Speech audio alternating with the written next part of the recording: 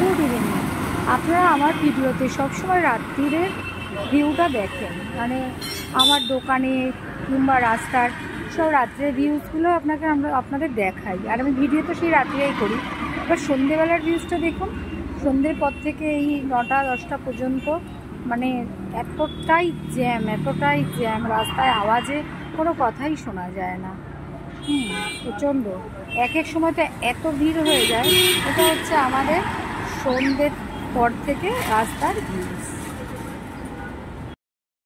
দেখুন এখন সব দোকান খোলা আছে, সব দোকান। আর আমি যখন ভিডিও করি দেখবেন একটা দোকানও খোলা থাকে না, তখন শুধু আমাদের দোকানটাই খোলা থাকে, যেহেতু আমাদের দোকানটা মিনিমাম 12টা পর্যন্ত খোলা থাকে। তারপরে 12টা কি 11টা থেকে ওরা গোছানো শুরু করে দেয়।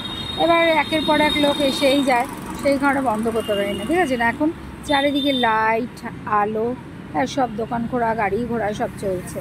আর আমি যখন ভিডিওগুলো করি তখন সব দোকানগুলো বন্ধ হয়ে যায়, নিস্তব্ধ হয়ে যায়, তখন আমি ভিডিওগুলো করি।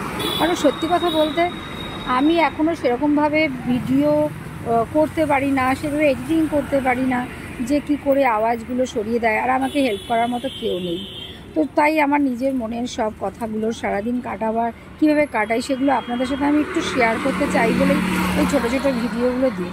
তো আপনারা আমার সাথে থাকবেন, হেল্প করবেন, যাতে আমি আরও উৎসাহ পেয়ে চেষ্টা করব নিজের থেকে শেখার।